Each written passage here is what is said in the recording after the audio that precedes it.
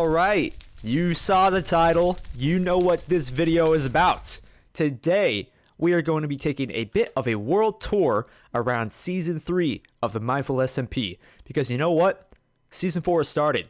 Caves and Cliffs update, at least part 1, is now out. And that's a pretty big deal.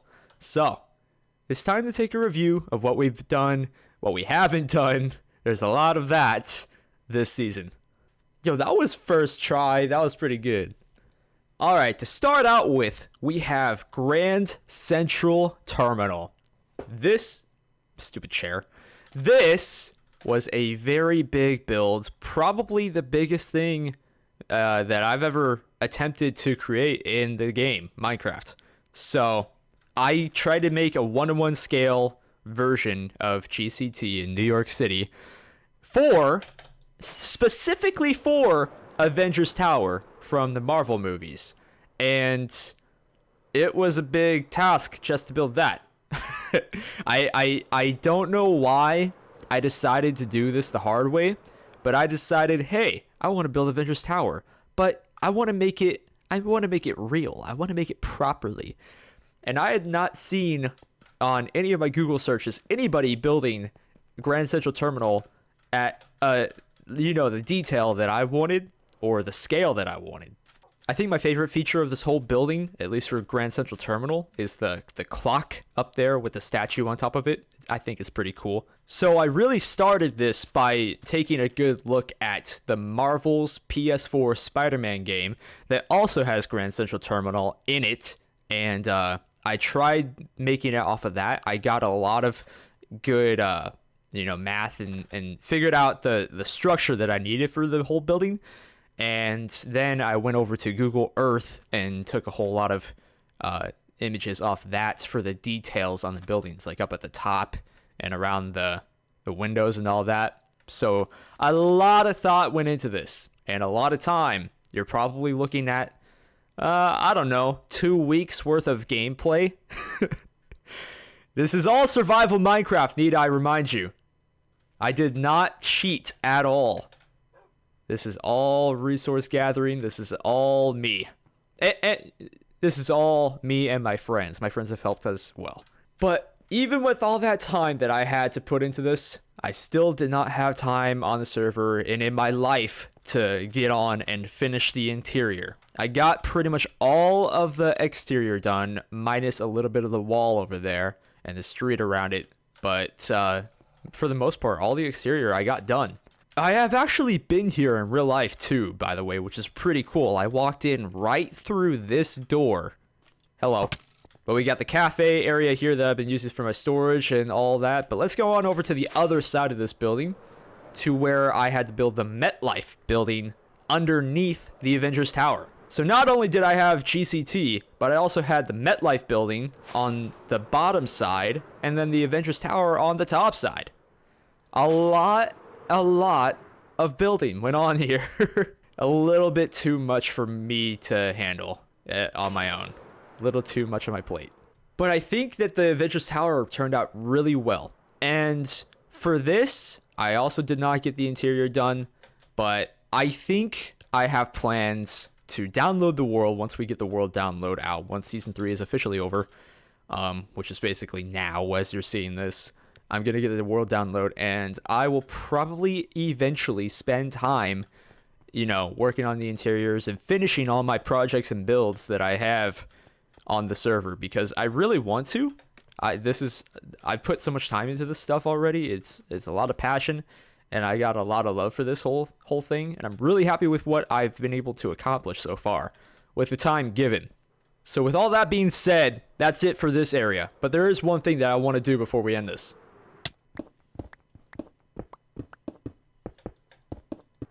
Alright, I was going to save this feature to be the very last touch of the building once I had completed everything, but considering this is the end of the season, I guess there's no better time to do it than now.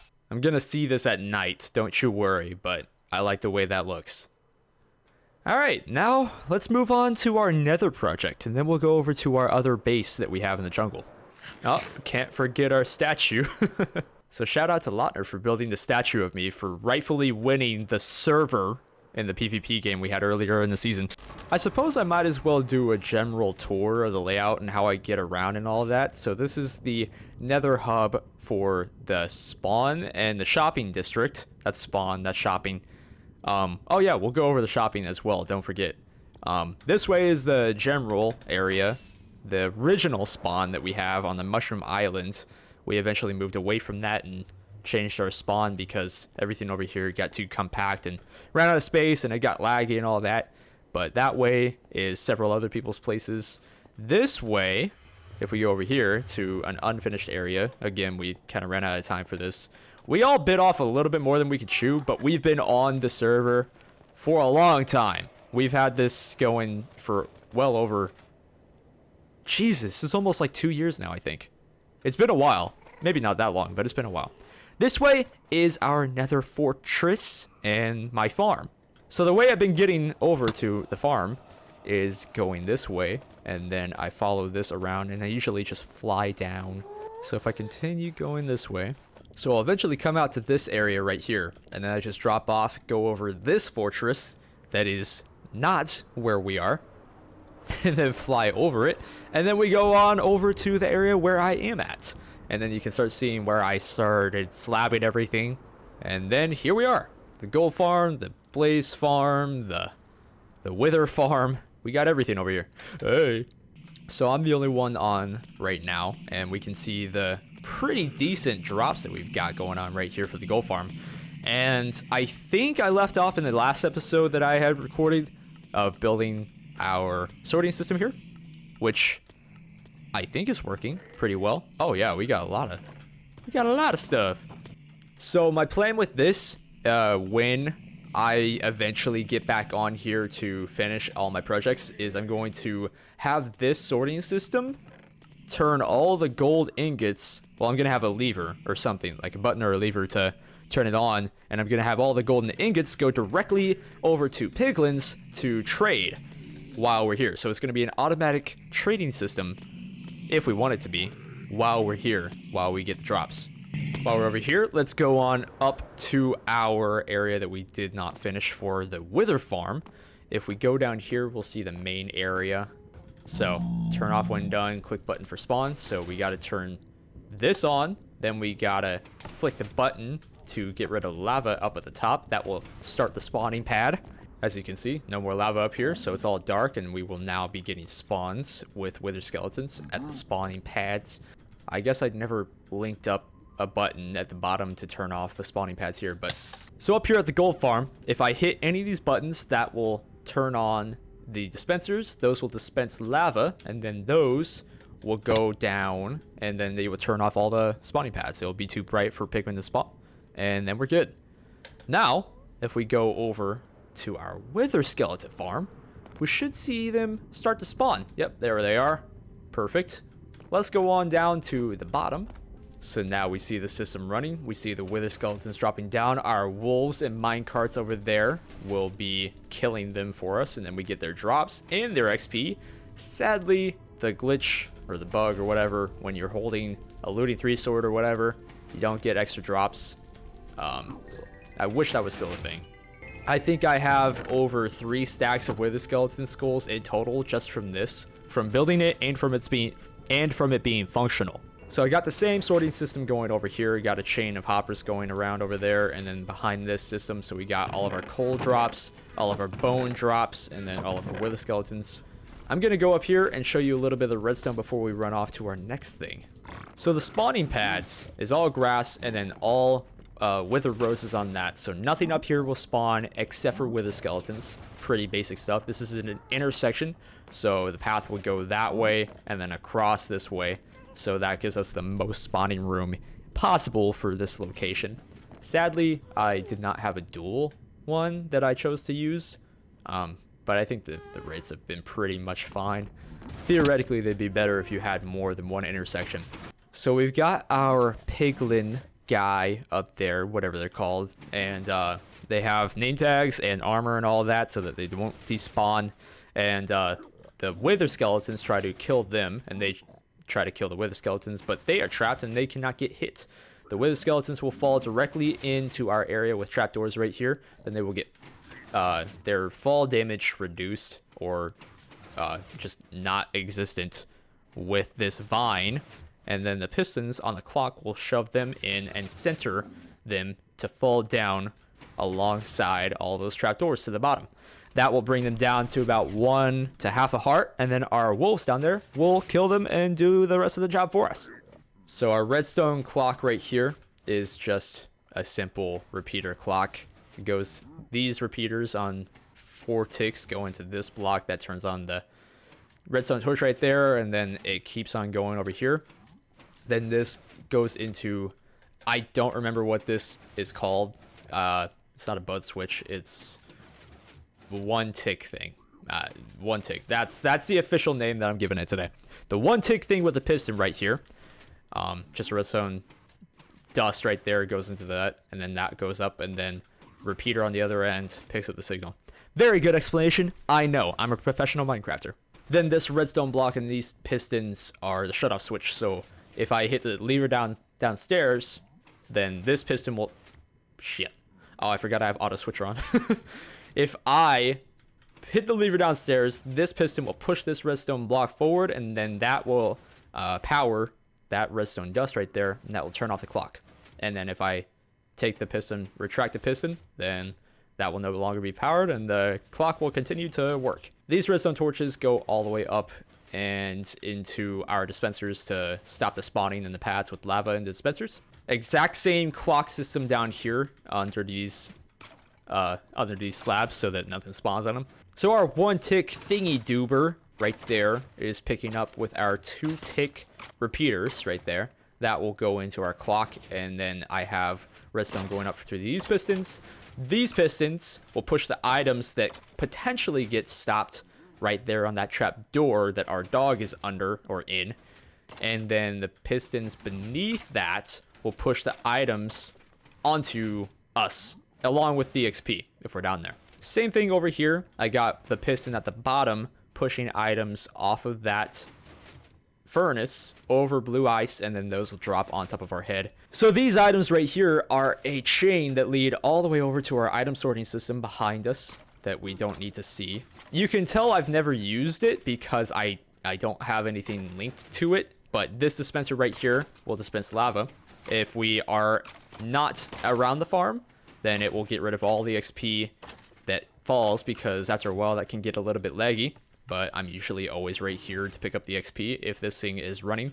That end rod right there is specifically for the XP to fall down over. There's a block of glass right there, so only XP can get down right here and continue flowing. All the rest of the items will get picked up by the hopper. And then I've got extra wolves all over the place in case anything that happens to our main ones. Luckily, nothing has. I also have a system to hit a button and that will dispense health potions on our dogs. But I haven't had any casualties yet, thankfully. I think that's about it for this. Let's go ahead and move on to our blaze farm, and then we'll be done here. So another thing with this area, about 2 weeks worth of time that you can see right here, just slabbing up the nether so that we can get all of our spawns underneath the nether roof. I could have done pretty much all of this by just going up above the nether ceiling, roof, whatever. But that's boring. I want to be under where we're supposed to be and have a challenge. And theoretically, we'll get better spawns with our farms being down here than if I were to build the gold farm up at the top. It should be better down here and all that. So there's a method to the madness, I think. And now finally over here, we have our dual blaze spawner. The entire reason I am even in this specific area is because of the dual blaze spawner. And that's what I use the least out of this whole farm. So I'm learning from my mistakes a little bit here. And you can tell I've barely used this thing because I don't even have a proper system built for it yet. So with our dual blaze spawners here, we got lava pushing all these guys into the center, which you can kind of see. And then they will fall down onto a little bit of a system that will convey them down to a pad where I can kill them. When I get to finalize this, I will have a crusher to get them down to 1 heart and all that, and It'll be a much more efficient thing than what we've got right here, because we got a lot of dead space. It's not the most efficient way to do this. I probably could have used mine carts, and that would have been much more efficient to get these guys over. But it is what it is. I'm going to make do with what I got. There's really nothing special about this whole thing.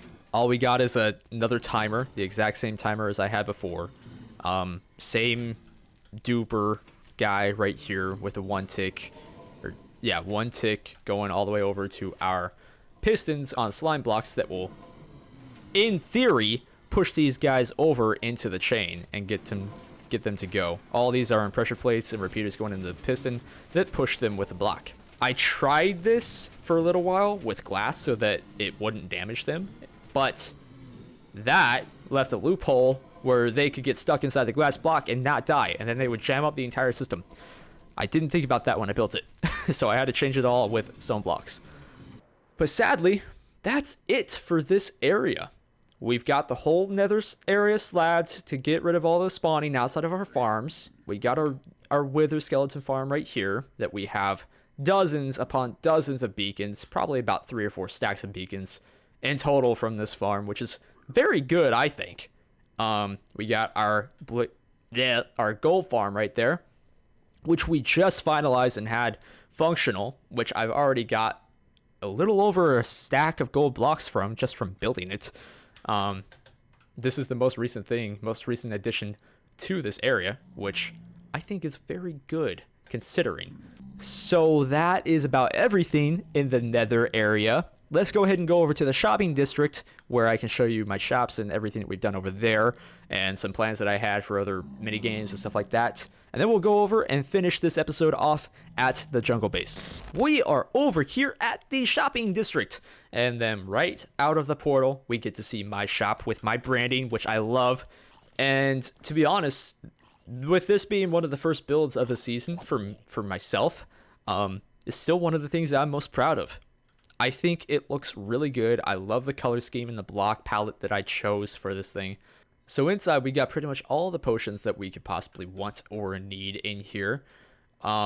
If we go down to the basement area, which I can do by going into our secret wall right here, go on down to here, we get to see all my storage and my bed and everything. I made a little farm for melons and stuff like that. I don't know why I made this, but you know, it's here. Behind here, I have a door with all my rabbits for rabbit foots that back there, which, you know, I didn't really use a whole lot of, but I have it nonetheless. If we go up here, we get to see the main floor of the potion shop that's for employees only. This is where I have been crafting all my potions with the auto brewing system and all that. It's not a good system. So it's a semi-automatic potion brewing system. Not the most convenient. Up here in the chest right here, I have a system for all the water bottles to go into, and I have a whole bunch of extra storage for water bottles to go into. If we go over here in another secret door, then you get to see the whole system.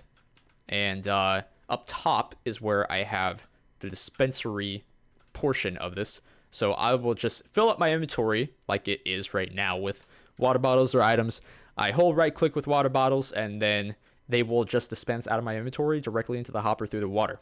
And all those water bottles would go into these chests and hoppers right here.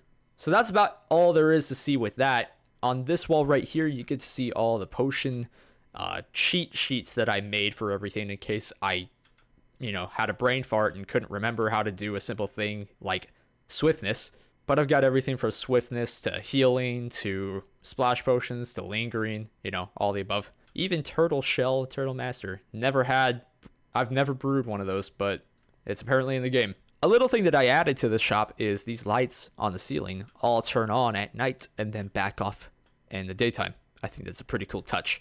So right next door to my shop, we have the other shop that we built alongside with Lautner. If you go inside, this was going to be a fireworks shop where if you put in your diamonds right here, then you would get whatever fireworks you wanted, like tier 1 through 3, drop directly on your head through a dispenser, and then you could walk on out. Very simple system that we didn't get done. And then I was also going to have a firework, like a decorative firework creator right here full of redstone and buttons. Haven't done that, but I fully intend to eventually, and then we'll cover that whenever we decide to jump back on this world and finish our projects. Upstairs, underneath our little koi pond area, we didn't really have anything done up here. This is going to be the office area, but, nothing's done. So, moving on. So here we are at the original spawn in the mushroom biome that we started the season at. Right over here is where I have my original spawn house at. Outside of it, one of our previous members, one of my good friends, GP, made a internet truck and an antenna outside of it for me, because when we started the season, I was living in an area that did not have internet and I couldn't play. So with his help, I got internet and I was able to play and finish the season. And we got the bee and everything. This area is truly a beautiful area. A lot of terraforming, a lot of stuff went on. Super green grass. All of it was mycelium that got covered up with grass, and now it's all super green and everything. Very luscious, very nice. This area right here where the park is one of my very favorite areas, alongside with this glorious mushroom biome right here. Everything that you see here was done by hand, and I think that this looks absolutely awesome. It wasn't me. I don't know. I don't even know who did it, but it looks amazing. So if we go this way from the Nether hub, if I go back this way, we get to see my tunnel. If we go left that way, I had a tunnel started right over there, but I never made an actual tunnel. So I've really just been taking this way because it's quite easy to fly. And here we are, greeted by our friends in our jungle base. These guys can just stop. Okay, cool. So down here in our jungle base area, I picked it because I love the jungle. I love the luscious leaves everywhere and the green grass, even though I barely spent time here after we dug our hole. Right here is the original house that I built just to have a bit of shelter and some storage right here. Up here on top of the area, we got our master slime head right there that's being, sucked dry by like a needle thing of all of its slime. I don't know. I just thought it was kind of a cool, aesthetically pleasing thing to do right there. And Lautner helped me build that. I was going to build a bit of a village around this area that's kind of like a loop around a hill. Hello there. But I never really had time to finish that. Just something else that we get to do eventually. Up here, I was going to build kind of a UFO type thing that was going to be the top half of our base, but I never got around to it because, time constraints and everything. I've got a life, and so does everybody else, I think. If we go right here next to my Windows 98 beacons, fall down to the very bottom, we get to see the big ass hole that I dug with a lot of help from the other members. This took a couple days to dig out, but I'm very happy with the way it looks. I was going to get rid of the mineshaft bits that stayed around, but after they decided to completely redo the way mineshafts are generated in a new update, I decided to leave it because it's kind of like a retro thing that you're not going to see anymore. And it looks kind of cool. It reminds me of the Harry Potter, floating candles and everything. It's just kind of a nice touch down at the bottom of our spiky pit. So right up here in the middle of the base, in our floating hub, we have our storage system. And then we got our little slime buddy. So if I walk through here over the pressure plates, all the trapdoors open up, or the shutters for our... Could you not? All the shutters open up and close for our storage system. So with digging a giant hole out of the ground comes a lot of ores. So I have a ton of stuff that I want to gather and mine all my diamonds and everything and just see what we have by the end of the season. So I was going to make this base kind of centered around like a compass, like directional. So we got like north, south, west, east on all four sides, on all different levels as well, which kind of messed with me a little bit because I got a hub that cannot connect to more than two of the levels because one is way down there, one is way up there, and then these two are kind of the same. I didn't think it through, but I think it's kind of a cool concept if executed better than what I achieved. In this area, we've got our super smelter, which I had just built, which looking at it now, I don't like anymore. I was just trying to make it look cool, but I don't know. I would definitely do it differently now. But if we right click behind the fire, we get to put all of our items like our gold into the chest. It's a trap. No, it's just a regular chest. Why isn't it taking it? I don't know. But behind here, we have our area that we can drop in our fuel. And then you can see in the back where I put all of our minecarts. Oh yeah, I have it disconnected. That's why it's not functioning. I had to create a new loader and unloader system for this to be functional. But it's got 16 furnaces across, which is too much. But we're going to ignore that. Let's see if we can notice it happen here. But one small feature that I added in this base on all 4 sides of the walls is a bit of a beacon, like a light beacon. So at the bottom, I put some snowmen or snow golems that walk around randomly, and then they will randomly walk on some pressure plates that will then trigger a beam of light to go up along the sides. It's very reminiscent of the beams that you see on Halo from the game Halo, which I thought would be a very cool, aesthetically pleasing design. Come on, happen. Let me show you. Yes, there you go. You see, it goes all the way from the bottom to the top. There we go. Mission accomplished. Let's move on. Over here on one of the sides, we have our abandoned mine that's... Oh, I love that. I did not script that at all. Ow. So we have our mine over here that I made to look more abandoned. In the texture pack I had, the planks connected better.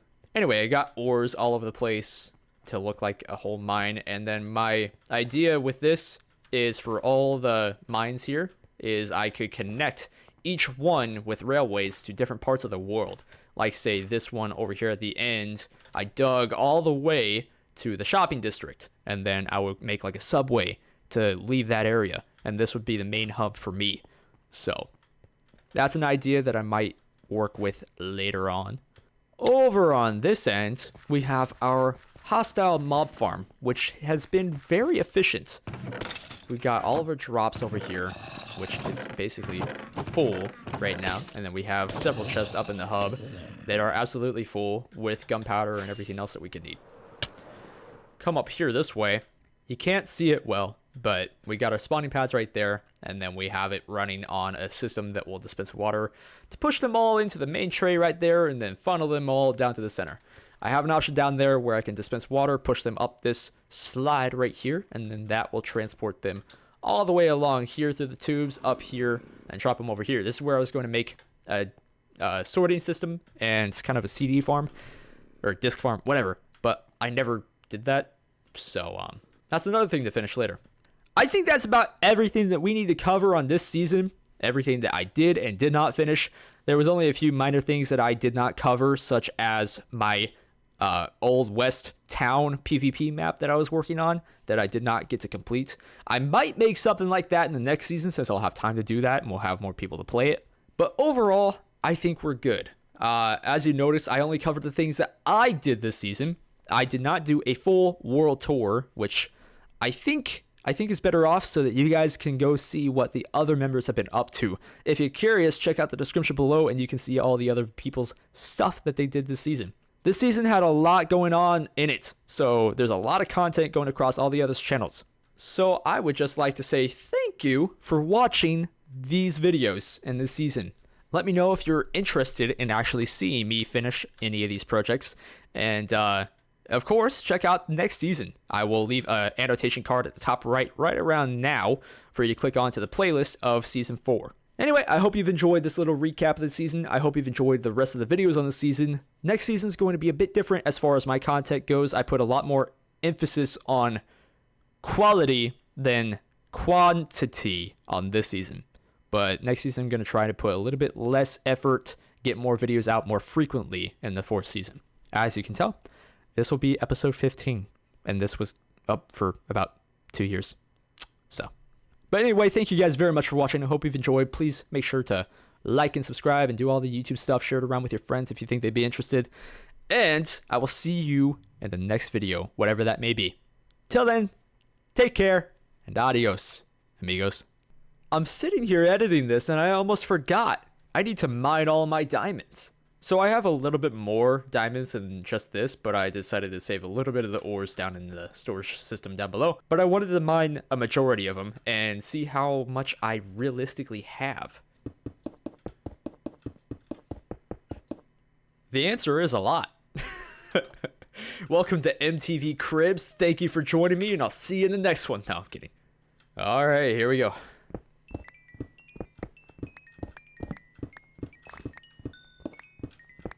All right. Well, from that 2.5 stacks just about, I got 1, 2, 3, 4, almost 5 stacks of diamonds. And there we go. Just over just over a stack of diamond blocks right there. I could potentially make a house out of that. This is probably, without a doubt, the most wealthy I have ever been in any Minecraft world that I've ever played on. And I could probably have just about 2.5 stacks of diamond blocks if I hadn't given most of my diamonds to Wolfo for a lot of glass and other things that I bought from him.